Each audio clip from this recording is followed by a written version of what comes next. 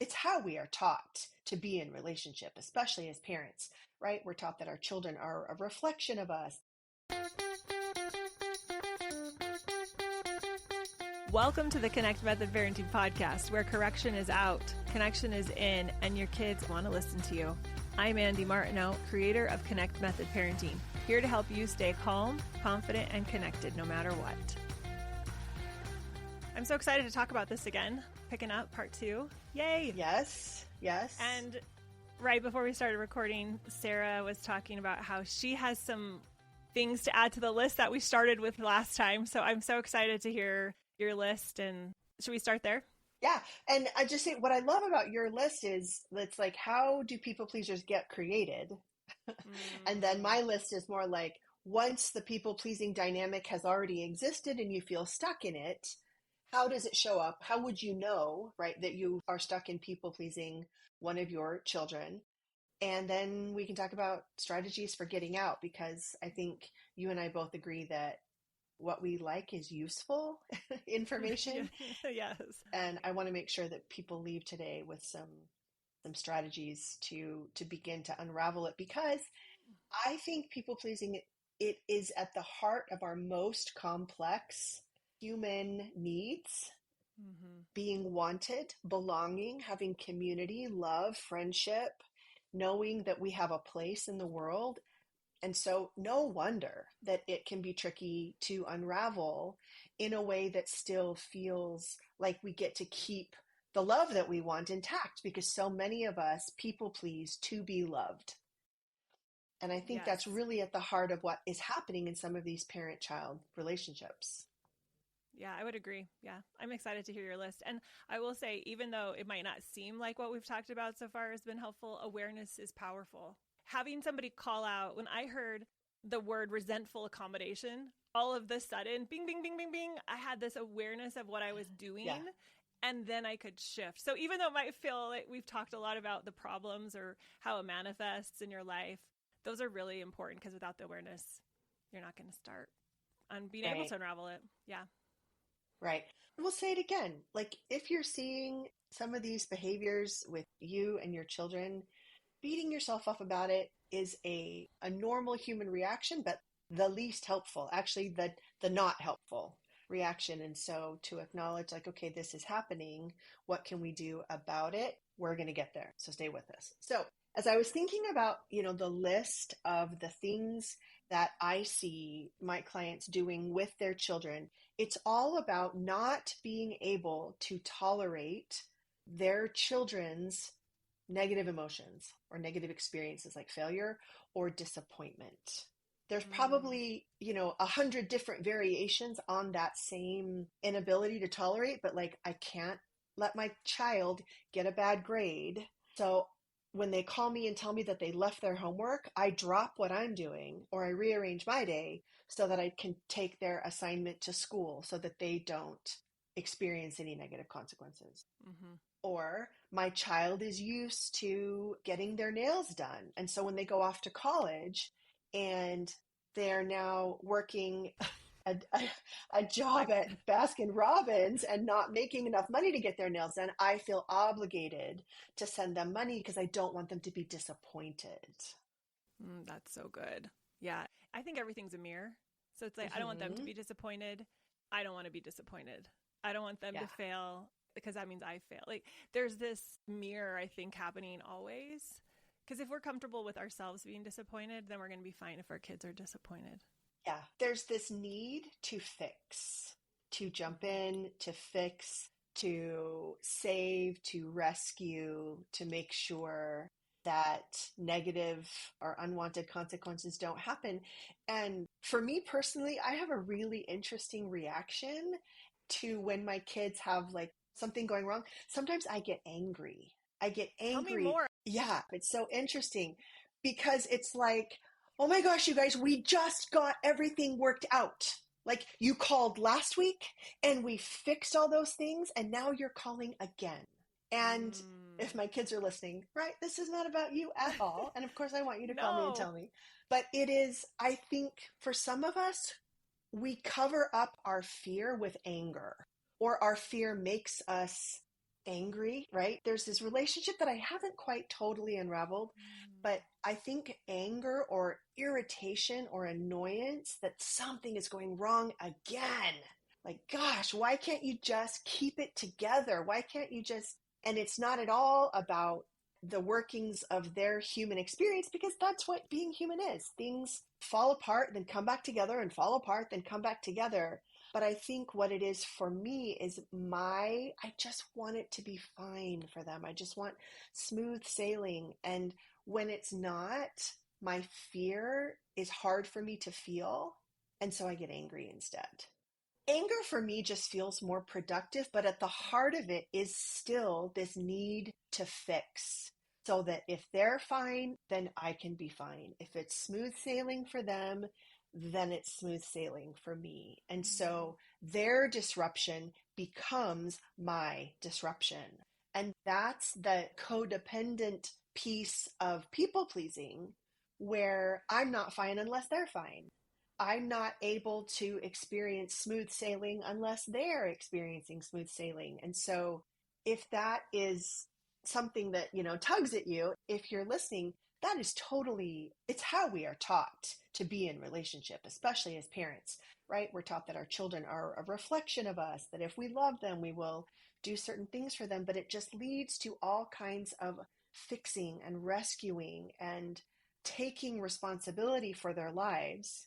And it shows up in things like continuing to pay for things for them when they are out of the house. And I don't think there's a certain magical age at which they should be paying for certain things or not. But I do know that if you, as the listener, stop and think about, if you have adult children, maybe you are paying for some things that you wish you weren't, but you don't want to tell your child that because you think that it will create some dynamic for them that you will not like, or you are tolerating behaviors when they come back into your home. I see this a lot with parents and adult children, that they don't feel like they can set boundaries around behavior, around time, around different activities. That, like, one of my clients had a son who really enjoyed smoking pot, and she didn't have a lot of say over that in his adult life, but he would do it in her home.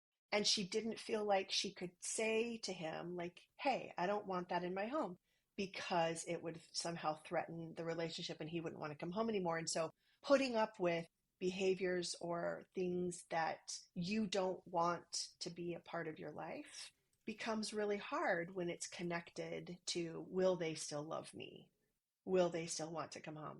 That is so good, because we think, when you said that, oh, it's so good. When we think that this is going to threaten the relationship if I tell my son, hey, you can't smoke pot at home. But if you're, back to one of my favorite terms, if you're resentfully accommodating the behavior, yes, the relationship is being threatened. Like, every time you're resentfully accommodating, he feels your resentment, he feels your anger, annoyance, however it comes out for you. Yeah. That is damaging your relationship.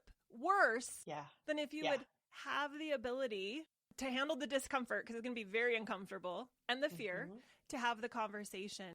But it's uncomfortable either way. We think it's going to be better for the relationship. Fine, I'll just let him smoke pot, but we're not okay with it, or whatever the behavior is that we're not okay with. Yeah, it's worse. And I want to bring that up just because it's a thought error that is going to help the relationship.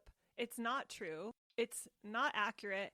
And maybe if you can start to find how it's actually damaging the thing you're trying to protect, it'll give you the confidence or courage to have the conversation, which probably will create a better relationship. It might be rocky for a bit. He might have his feelings hurt or might be angry or whatever, but at least you can respect the person you're being, and he can respect that you are being honest. They know that the ability a human has to map another human is insane. We don't fully probably even understand how it works, but we know when someone's not happy with us.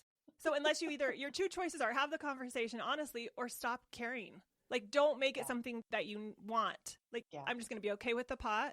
Can you get there? Okay, great. Fabulous. You can't get there? Well, then be honest about it. I don't know if you have any thoughts about it, but. Well, this really gets, for me, ties back to the way we, as humans who are socialized as females in a patriarchal world, are taught to be the ones who adjust. We are taught to be the ones who compromise. We are taught to be the ones who pretend that everything is fine.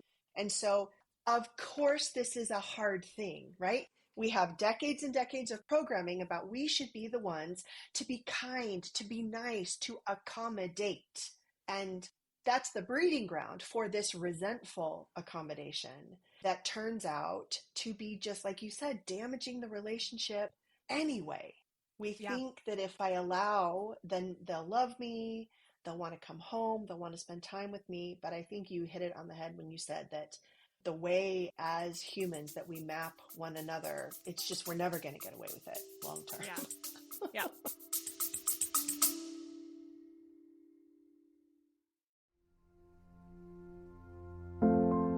If you're new to Connect Method Parenting, I have a great way for you to get started. I've created a free course that covers some of the biggest challenges parents are facing and how Connect Method Parenting solves them. In an hour, we're going to talk about why parenting is so hard, how to get your kids to want to listen to you, how to stop yelling and losing your cool, and become that calm, confident, connected parent for good. It's the fastest way to get started using connection as your go-to tool for influencing and impacting your kids. Go to cmp.works/course to get instant access today.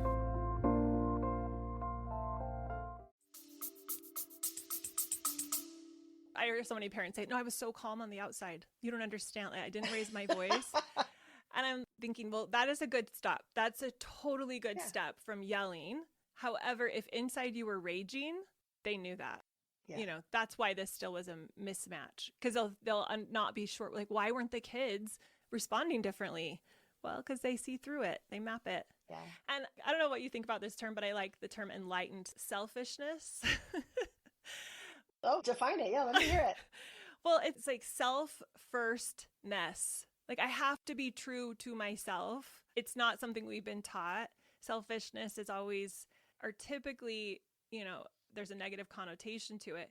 But if we spin it and it's self-firstness, like, I need to make sure I'm honoring and respecting myself.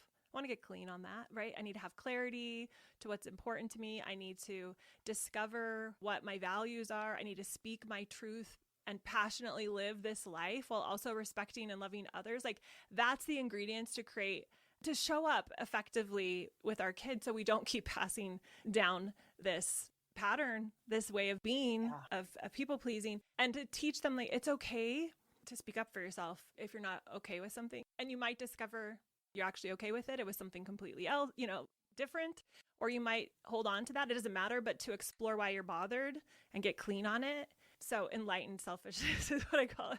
Like, just, it's okay. I think the difference is a lot of times when we think of putting ourselves first, it feels selfish. It feels negative. And what I'm saying is, can you do it from a place of service to yourself and everyone in your life? That that's going to up-level every relationship, up-level your ability to love, impact your kids, impact people around you that you want to impact. So I don't know what you think about that, but that's what came to mind when you were talking about it. I love it, especially because we are taught, again, good girl programming, that my needs come second, my wants come second, my desires come second, the way I want to use my time comes second to the way other people want me to use my time. And that I wrote down self-firstness. I like that. Yeah.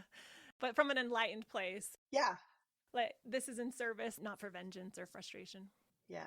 Since we're talking about it in a parenting context today, interestingly, my guess is that you'd agree, when a parent is caught in people-pleasing behavior with their child and they have no boundaries, they're adjusting and compromising and pretending and putting up with all kinds of things that they really don't want to, and I ask them, would you want your child to behave this way in their relationships? They always say no. Like, no, I would want my child to speak up. I would want my child to know how to set and keep boundaries. I would want my child to know who they are and what they want and to honor that. And it's just such a funny thing, because where will they learn that from, or where will they see that reflected if not from you? Yeah. And just to take it one step further, and if you're doing that, you're teaching them to become the version that you don't want. Because you don't want them to, you know, like, you're modeling, you're saying, hey, look at me. This is what we should be like with other people. Put them first. Don't speak loudly about what's bad. Or accommodate everybody, but feel so resentful inside that you really hate the fact Yeah. that you're serving. And now you've just lost all the magic of serving and helping other people because, yeah, it's Yeah. clouded. You named the heart of it, which is, how we transition now to talking about like the strategies, because you said it's uncomfortable either way. Yes. Don't you think? Oh, for sure. I like to fool myself. No, I am. Back in the day, I would fool myself. I'd be like, it's fine. But it's so terrible. It is so terrible. So let's go back to using, this example of my client whose son was smoking pot in her home. It is uncomfortable to smell pot in your home. It's uncomfortable to, the physical aspects of it, and then the resentment that you're feeling are uncomfortable.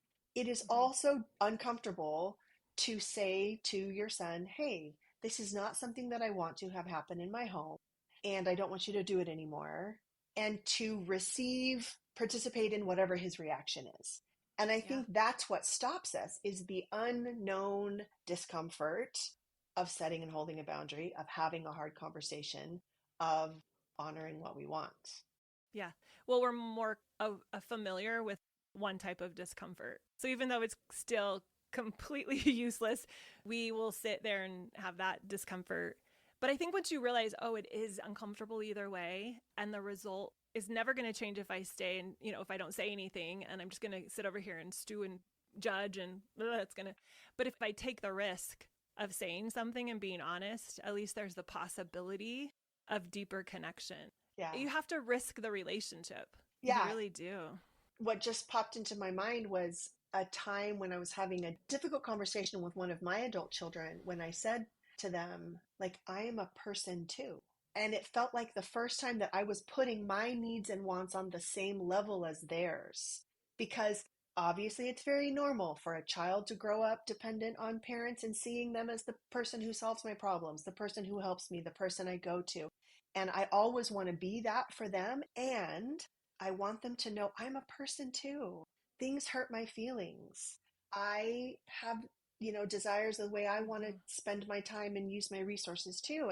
And so it's navigating and learning to befriend the discomfort of, I think, a couple things, like more than one thing can be true at once. I am your mom and I want to help you, and I will do anything I can to help you. And I am a person too, with my own limitations and wants and needs. And also sometimes setting a limit or a boundary or expressing a preference or changing course is going to involve feeling uncomfortable emotions that I'm just not used to. 100%. We can be compassionate and firm, which I think is what happens when you heal the people pleasing or you're onto yourself, is I can be compassionate towards myself, towards my child, towards the situation, but I also can be firm in a boundary I need to set for myself or for my child or what matters to me. Yeah. Telling the truth to your children, I think, is one really fantastic strategy for changing things. Even if you just say, hey, this is really hard, and I don't know exactly what to do here, but I want to work out a new way of doing this together. So strategy number one, just tell the truth. And sometimes, the truth, whether or not we want to admit it all the time, is as parents, we don't know what we are doing all the time. Sometimes I think we have a pretty good sense, but there's always, that just seems to be how this human life goes. There's always surprises.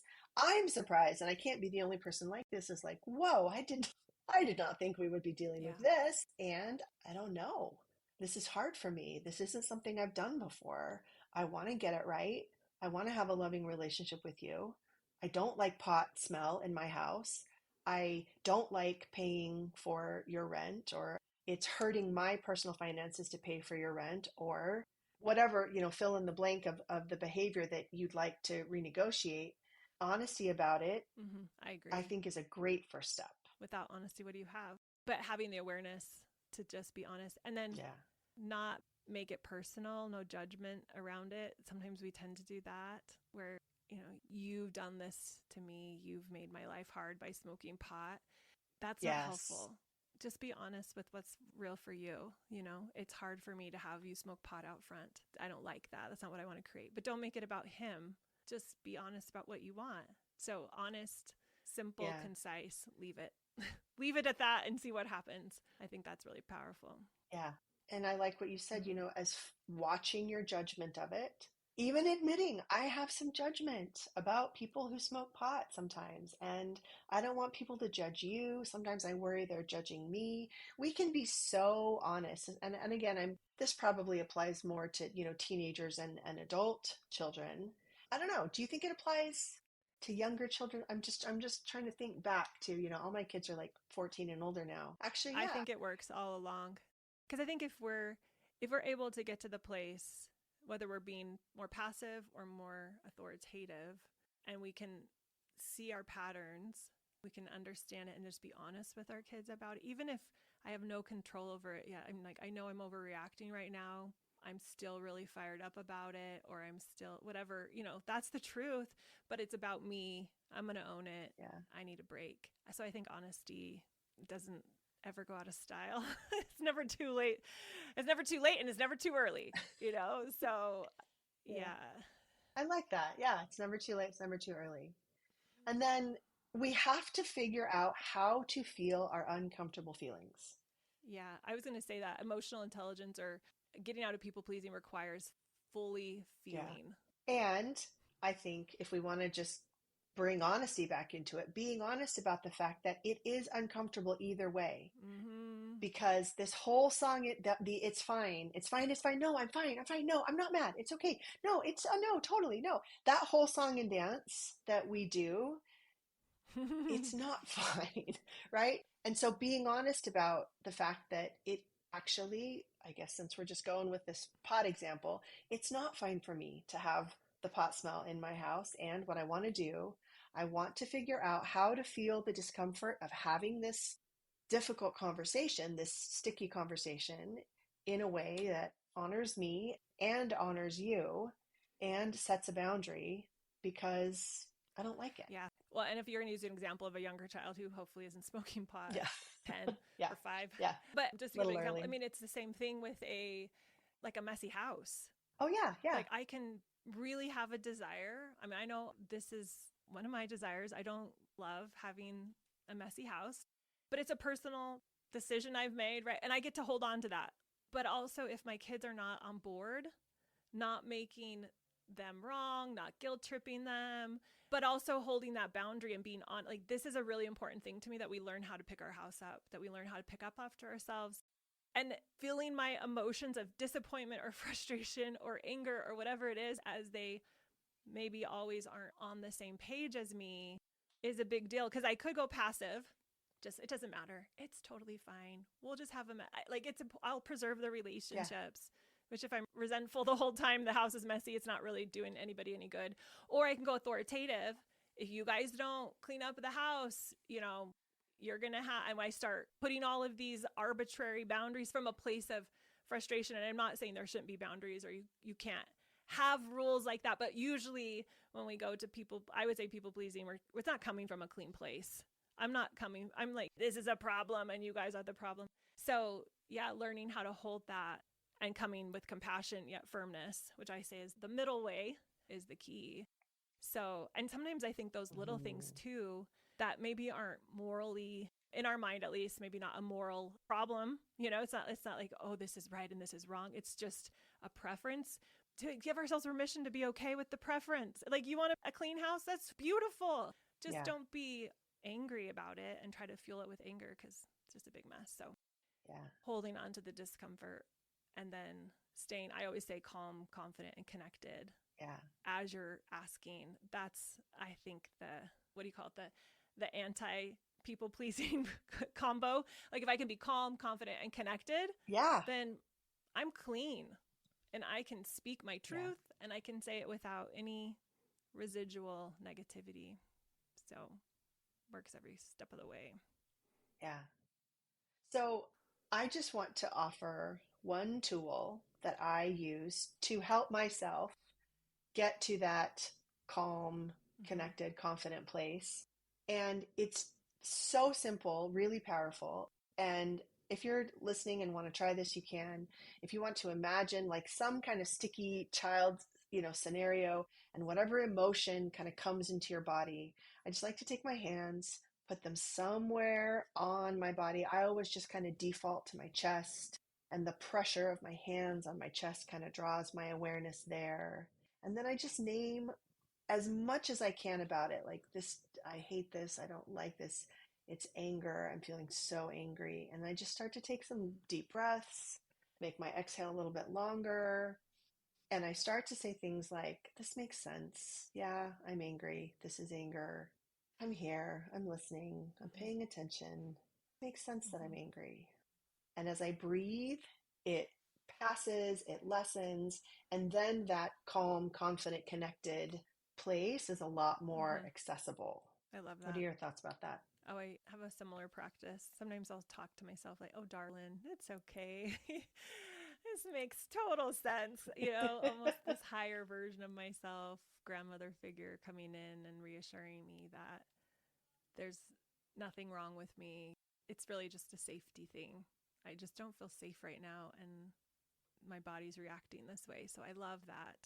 If I have one recommendation for anybody listening is, just get more comfortable with those emotions in our body. They're not a problem. And English is kind of an immature language, the way we say, I am frustrated, I am angry. We claim it so boldly, and words matter. They really do matter. So now I am this emotion instead of, Spanish. I actually don't speak Spanish fluently at all, but they say more, correct me if I'm wrong, but something more to the effect of I have this emotion. It's a much better, accurate way to convey what's happening. And it's an important distinction. Okay, this is hilarious. I do speak Spanish and I never noticed. It's the difference of the verb of there's a permanent way to say, like, I am Sarah, like soy Sara. I am Sarah. I will always be Sarah. But estoy is a different verb that means a temporary condition of just being, like estoy avergonzada. I'm embarrassed, right? But it's like, that's not who I am. It's not who I will be forever. So that's, thank you for Isn't that teaching me something about huge? about Spanish. The non-Spanish speaker imparts knowledge about Spanish. I mean, it's the same in French too. And I think a lot of the romantic languages, they more accurately portray emotion. My hypothesis is it allows them to scale that emotional ladder of maturity probably a little faster because they're not from a young age thinking I am permanently frustrated. That's interesting though. I love that you explained kind of the difference. So I love that because it gives me just yet another level of evidence that emotions are not me. I'm the blue sky. The emotions are the clouds floating through. We would never say the sky or the clouds. The clouds are not permanent. They're moving all the time. And that's how I like to think of emotions. But it's taken a lot of time because that's not, for sure. Decades of thinking and claiming it in the way I speak verbally. So people who speak Spanish, you have a heads up. Yeah, is that right? An advantage. I don't know what word I'm trying to think of here. An advantage over English only speakers. So sit with that discomfort and let the clouds pass. I think being aware is something else we've talked about, like that awareness, it's linked right into this. Just being aware of how am I showing up with my kids? What is that creating for me? Am I trying to get validation from them to prove my worthiness? Anytime we're trying to get external validation, it's a good sign that we need to take a break and just come back home and not try to put that pressure on these poor kids that like, I mean, 30 is for a male is what I've seen is a developed brain, 25 for female. Go females. No, just kidding. But we're advanced in all areas. No, but I mean, we're putting a lot of pressure on brains that don't have completely developed prefrontal cortexes to manage our emotional state where theoretically we should be more developed and capable. So don't put that pressure on them. Be aware if we are. It's okay if we are. We've been trained to. And then I think the last thing I was going to say too that I think is super helpful is just identify your values. I think you do that with the women you work with in your group, right? You talk about what matters. I just think it's really important because if I'm vacillating, is it okay that I want the house clean? Is it not okay I want the house clean? I'm not really sure. That's going to be a lot harder for me to navigate versus, it is important and this is why. And, and I can get really clear on that and then move forward in my life with like consistency and not second guessing myself. I don't know if you have thoughts about that, but I think that's something we don't always do. Yeah. I love that. You have to clearly know what is important to you and why, and like your Mm-hmm. reasons for why that thing matters to you so that it can get the attention from you that it deserves. And I mean, I think about it, it's just another extension of telling the truth. I want my house clean for these reasons. I've examined them and I like Mm-hmm. those reasons. And so, what can we work out together, right, that honors me and honors you around this Yeah. desire that I have? Right. I think it also will help you not put the blame or the responsibility of accomplishing or staying true to that value on anybody. Like if you can just keep owning that, don't put it on them. Like that's what I want. My child doesn't value a clean house. That's okay. I probably didn't his age either. So he's not trying to make my life hard. He just we're Hmm. like so we're clean. Like, we just need to be really clean about it. It'll help. Yeah. Well, I didn't know I was going to get a Spanish lesson in addition to all of the other amazing things that I mean, I'm thinking about it now. That's really really fantastic. I have appreciated this conversation with you Me so too. much. It's just you're one of my favorite people to Thank you. talk to, and all of our, bouncing ideas off each other's over the years, I think has just created a lot of safety for me in our friendship, and I'm so appreciative of that. And if people are interested in finding out about you and working with you, where can they do that? Yeah, so my website's connectmethodparenting.com. It's based in developmental psychology, lots of emotional stuff in there too, emotional intelligence, neuroscience. So you can go check it out there. On Instagram, it's just Andy Martineau. So you can find me there, over on Facebook at Connect Method Parenting. And I'd love to, yeah, share this with you. It's my passion. How about you, Sarah? Tell everybody, since we're co-collaborating this and we're putting on both of our podcasts, the same episodes. Yeah, tell them about where they can find more for you. Sarafisk.coach is my website. Yes, .coach is a website URL these days. And Instagram, it's Sarafisk Coach. And I would love to help you unwind any people pleasing or perfectionism or codependency that you see popping up. Got a number of ways to do that. Awesome. Thanks so much. Again, I enjoyed this so much. Just could just say ditto to everything you said. So grateful for our friendship and the conversations we're able to have and the journey we've both been on together. So thank you, Sara. This has been so fun. Love you. Me too. Love you.